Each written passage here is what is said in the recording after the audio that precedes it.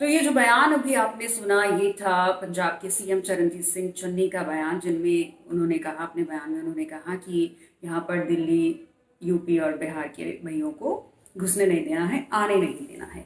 हालांकि उन्होंने ये बयान स्ट्रिक्टली इलेक्शन के परिप्रेक्ष्य में दिया था कि यहाँ पर पंजाब से किसी बाहर के शख्स को आकर राज नहीं करने दिया जाएगा, सीएम नहीं बनने दिया जाएगा। और सीधे तौर पर कहा भी जा रहा है कि उनका इशारा आम आदमी पार्टी की तरफ था, केजरीवाल की तरफ था।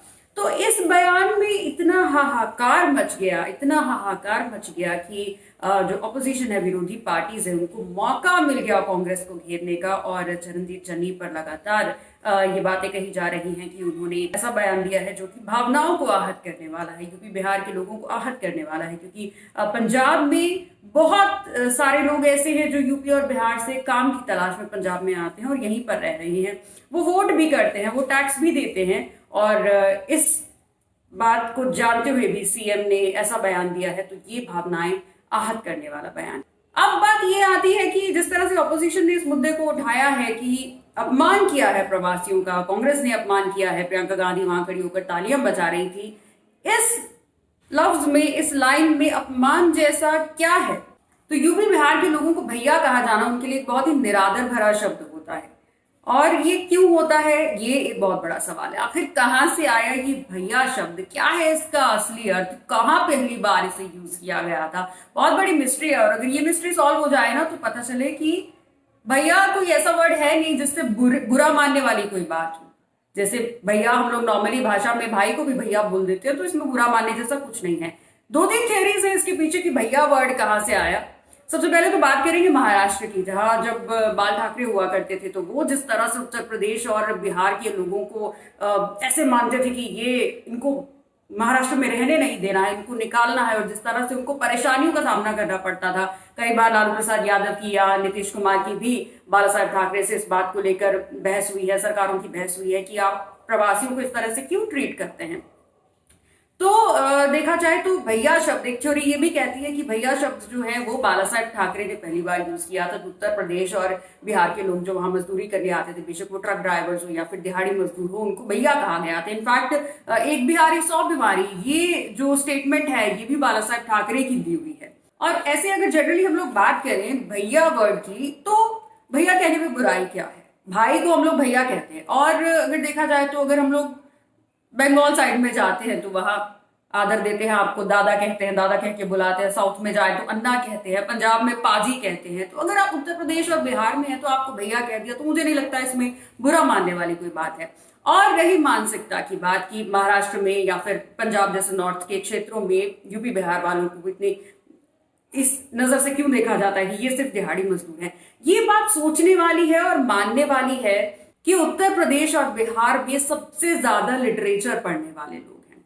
अगर आप नॉर्थ में होते हैं या पंजाब में कह लीजिए, पंजाब या हरियाणा में या फिर किसी दूसरे नॉर्थ के क्षेत्र में होते हैं, तो आप लिटरेचर पढ़ते हैं, आप अपनी भाषा में पढ़ते हैं, आप पंजाबी में पढ़ते हैं, आपकी जो रीजनल लैंग्वेज है आप उसमें पढ़ते हैं। आप साउथ में होते हैं तो वहां साउथ की अलग लैंग्वेजेस है, आप उनका उस भाषा में लिटरेचर पढ़ते हैं। और सिमिलरली महाराष्ट्र का भी ऐसा हाल है, नॉर्थ ईस्ट में भी अपनी भाषाएं चलती हैं। तो अगर भारत में हिंदी को किसी ने बचा कर रखा है, हिंदी लिटरेचर को किसी ने बचा कर रखा है, तो वो उत्तर प्रदेश और बिहार ही है। अगर आप बाकी के कुछ यूनिवर्सिटीज को छोड़ दीजिए, कुछ क्षेत्रों की यूनिवर्सिटीज को छोड़ दीजिए, तो उत्तर प्रदेश और बिहार दो ही राज्य ऐसे हैं जहां पर हिंदी के लिटरेचर के आपको दिग्गज मिलेंगे। वहां पर उन्होंने ऐसे ऐसे कवि पढ़ रखे हैं, ऐसे ऐसे ऑथर पढ़ रखे हैं जिन्हें हम नॉर्थ वाले या फिर साउथ वाले मतलब सोच भी नहीं सकते। को बहुत ही बड़ा स्कॉलर होगा तो उनको पता होगा कि हाँ ये भी एक ऑथर रह चुके हैं, ये भी एक राइटर रह चुके हैं।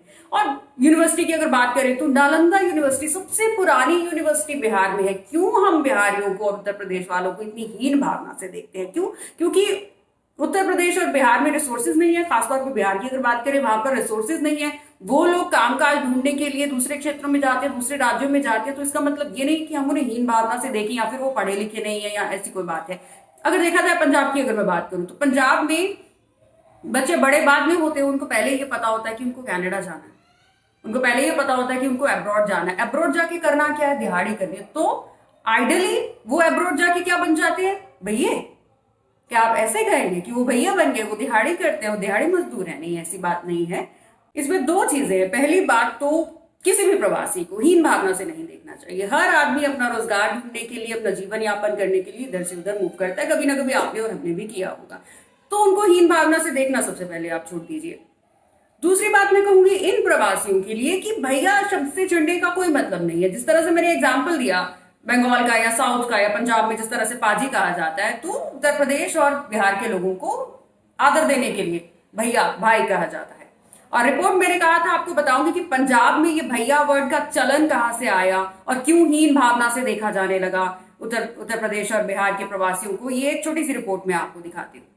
पंजाब में यूपी बिहार के लोगों को भैया क्यों कहा जाता है? जब इस संबंध में जानकारों से बात की गई तो उनका कहना था कि जब पंजाब में गेहूं और चावल की खेती हुआ करती थी, उस दरमियान यूपी और बिहार के लोग सिर्फ यहाँ पर रोजगार और मजदूरी करने आते थे।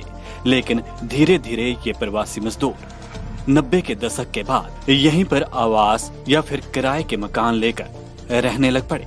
इसके साथ ही पंजाब में दौर शुरू हो गया। यूपी और बिहार के लोग जो सीजन के वक्त पर यहाँ पर आया करते थे, उन्हीं को पंजाब के बड़े जमींदारों यानी कि जट्टों की ओर से यहीं पर दिहाड़ी पर रखना शुरू कर दिया गया। हिंदी भाषी राज्य से आने वाले यूपी बिहार के लोग यहाँ पर अपने करीबियों और जानकारों को भाई कहकर बुलाया करते थे। लेकिन इसी भाई शब्द का शाब्दिक परिवर्तन पंजाबी के तौर पर भैया में हो गया और पंजाबी भाईचारे और यहाँ पर रहने वाले पंजाबियों की ओर से यूपी बिहार के आए लोगों को भाई को भैया कहकर संबोधित किया जाने लगा। जब प्रवासी मजदूर उनके घर या उनके आसपास के क्षेत्रों में बसने शुरू हो गए, धीरे धीरे ये चलन बढ़ता गया और पंजाबी लोगों को पंजाबी भाषा में भाई को भैया कहना शुरू हुआ। लेकिन वर्तमान में अब ये शब्द किसी को भाता है तो किसी को चुभता है। पर पंजाब के सीएम चरणजीत सिंह चन्नी की ओर से दिए गए बयान पर सियासत गर्मा गई और भाजपा नेता इस पर गर्म हो गए।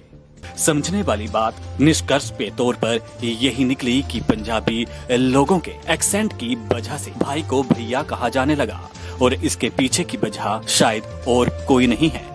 तो पंजाब के मुख्यमंत्री के इस बयान पर नीतीश कुमार का भी एक बयान आया है। उन्होंने कहा है कि उत्तर प्रदेश और बिहार के बहुत सारे लोग पंजाब में आकर काम करते हैं और वाकई में उत्तर प्रदेश और बिहार के लोग अगर पंजाब से चले जाएं तो यहाँ की तो इंडस्ट्री ठप हो जाए, यहाँ की फैक्ट्रियां बैठ जाए, यहाँ पर खेतों में काम करने के लिए लोग ना मिले।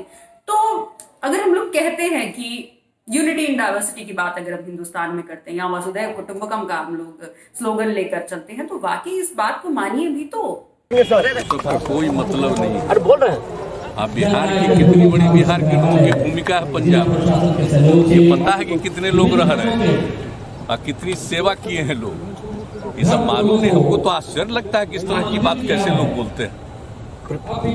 इसमें कोई किसी क्षेत्र से आता है तो वो बड़ा नहीं हो गया या कोई दूसरे क्षेत्र से प्रवासी आता है तो वो छोटा नहीं हो गया। ये हमारी अपनी समझ है कि हमने इस गैप को कैसे मिटाना है।